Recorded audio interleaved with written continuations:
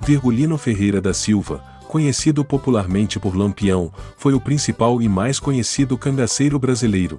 Ficou conhecido como o Rei do Cangaço, figura emblemática que circundava os sertões nordestinos, implantando terror e guerra ao disputar com as volantes. Por muitos feitos e relatos orais de suas passagens por diversas cidades do Nordeste, o homem acabou mistificando-se e misturando o real com o literário. Hoje veremos 5 curiosidades sobre Lampião. Virgulino, nascido em Vila Bela, atual Serra Talhada em Pernambuco, foi o terceiro filho de uma família de 8 irmãos. Ele era um sujeito atípico na realidade do sertão, trabalhou até os 21 anos de idade como artesão, e recebeu seu famoso apelido supostamente por sua habilidade que o fez modificar um fuzil permitindo-o mais rapidez. Esta versão diz que o cano do fuzil aquecia tanto que lembrava o brilho de um lampião. Por conta de uma disputa de famílias, no interior de Pernambuco, e tendo um irmão ferido, o jovem Virgulino resolve fazer justiça, e mata o desafeto de seu irmão, mas sua queda para a bandidagem, veio com a vingança à morte de seu pai pela polícia. Agregou muitos seguidores, que pelos olhos dos sertanejos oprimidos, o via como um herói, o Robin Hood do sertão. Lutando contra os tiranos, saqueando as grandes fazendas, e dividindo com o pequeno produtor rural. Lampião usava óculos, era um indivíduo magro, bem proporcionado, de estatura mediana, pernas muito finas, que andava um pouco curvado devido ao seu equipamento. Mancava um pouco por conta de um ferimento de bala em uma das pernas. Tinha rosto anguloso, com queixo pontiagudo, ótima dentadura, nariz afilado, cabelos muito lisos, fartos e pretos, e a pele moreno escura. Como os banhos eram escassos, ele e seus cabras costumavam usar muito perfume para compensar o mau cheiro. Daí resultava que, por onde passavam, deixavam um odor característico, que ficou conhecido como marca registrada do cangaço. Lampião formou seu bando com 2 irmãos, primos e amigos, cujos integrantes variavam entre 30 e 100 membros, e passou a atacar fazendas e pequenas cidades em 5 estados do Brasil, quase sempre a pé e às vezes montados a cavalo. Lampião roubava comerciantes e fazendeiros, sempre distribuindo parte do dinheiro com os mais pobres. Grande estrategista militar, Lampião sempre saía vencedor nas lutas com a polícia, pois atacava sempre de surpresa e fugia para esconderijos no meio da caatinga, onde acampavam por vários dias até o próximo ataque.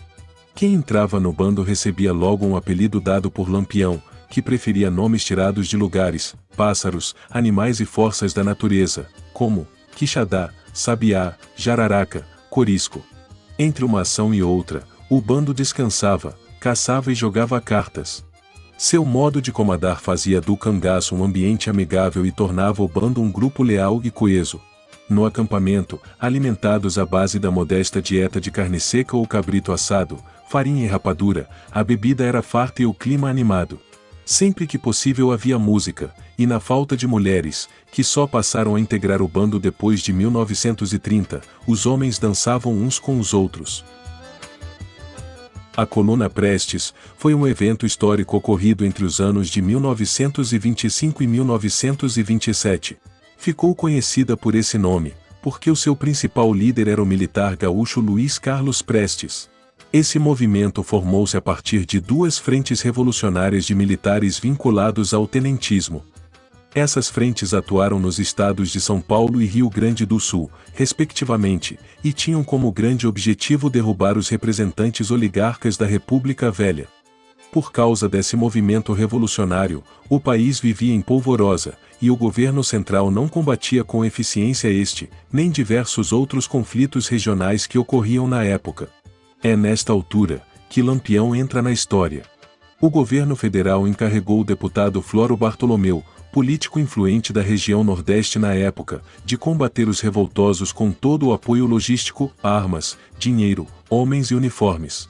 O deputado, certo de que o governo não sabia mais o que fazer, e estava mais perdido do que cego em tiroteio, para combater Prestes e os rebeldes, decidiu pedir ajuda a Lampião, que naquele momento, já era o cangaceiro mais odiado, e ao mesmo tempo mais idolatrado, em todo o Nordeste. E foi o que ocorreu. O nobre deputado não pensou duas vezes, baixou as armas contra o cangaceiro, e deu uma trégua ao inimigo solicitando sua ajuda para combater os rebeldes, porque ele sabia que Lampião e seu bando conheciam como ninguém a geografia nordestina, palmo a palmo do sertão. Por isso, o deputado resolveu se aliar a Lampião, e se render ao poder de estratégia do cangaço. E é justo nesse ponto, que entra o terceiro personagem dessa história. O deputado pediu o apoio do maior líder espiritual dos sertanejos, Padre Cícero de Juazeiro, que mandou um mensageiro atrás do bando de Virgulino. Ali estavam, frente a frente, pela primeira e única vez, os dois maiores mitos de toda a história nordestina. Talvez Lampião e o cangaço não fossem tão famosos nos dias atuais se não fosse uma série de imagens de seu bando, que representa os registros mais conhecidos dos bandoleiros no Brasil. Essas imagens são de autoria de um importante e influente fotojornalista dos anos 1930, o libanês erradicado no país, Benjamin Abraham Botto. Ele deixou a vida de comerciante para trabalhar como secretário pessoal do famoso padre cearense. A importância de Padim Cisso foi a chave para a maior guinada da carreira do jornalista. Numa das visitas de Lampião à cidade, em 1926, o cangaceiro foi pedir a bênção de seu padroeiro, e Benjamin pôde o conhecer. E foi justamente na ocasião que Lampião teria ido participar da iniciativa da Coluna Prestes. Então, Botto fotografou Virgulino e Cícero, numa demonstração de aumento da credibilidade do cangaceiro. Em 1934, com a morte do sacerdote, Benjamin utilizou esse primeiro contato e conseguiu uma reunião com o rei do cangaço, onde se ofereceu para acompanhar o bando e gerar um acervo de fotos. Lampião, que era um homem excêntrico e centrado, aceitou a proposta e Botto começou a acompanhar seu bando pela Caatinga. Esse foi o auge tanto da carreira do fotógrafo, quanto da fama dos cangaceiros, que foram imortalizados pela obra. Para tanto, recebeu ajuda de Ademar Bezerra de Albuquerque, que com sua empresa Abafilme, equipou e treinou Botto para a missão. Quando encerrou seu trabalho, as fotografias de Benjamin Abraham foram apreendidas pela polícia do governo Vargas, que o considerava uma ode ao banditismo e antagonismo ao regime. Os documentos passaram para as mãos da censura, e só ficaram conhecidos nos anos 50, quando a Fundação Getúlio Vargas as divulgou. A imagem revolucionária de Lampião começou a se desenhar em 1935, quando a Aliança Nacional Libertadora citou Virgulino como um de seus inspiradores políticos. A tese foi reforçada em 1963 com o lançamento de um clássico sobre o tema, Cangaceiros e Fanáticos, no qual o autor, Rui Facó, justifica a violência física do cangaço como uma resposta à violência social. A verdade é que os cangaceiros faziam do assassinato um ritual macabro. Eles possuíam um longo punhal, que era enfiado com um golpe certeiro na base da saboneteira da vítima. Ao ser retirada, produzia um esguicho espetaculoso de sangue. Era um policial ou um delator a menos na Caatinga, e um morto a mais na contabilidade do cangaço. Quando não matavam, faziam questão de ferir, de mutilar, de deixar cicatrizes visíveis, para que as marcas da violência servissem de exemplo. Dizem que foram os cangaceiros que introduziram o sequestro em larga escala no Brasil, faziam reféns em troca de dinheiro para financiar novos crimes.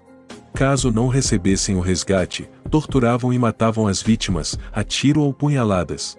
A extorsão era outra fonte de renda.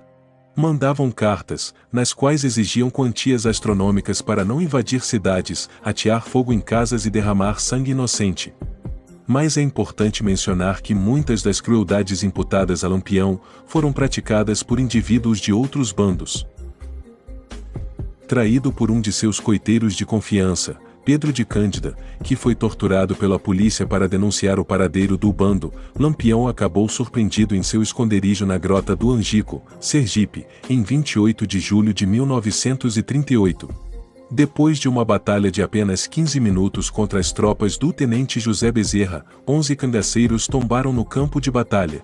Todos eles tiveram os corpos degolados pela polícia, inclusive Lampião e Maria Bonita.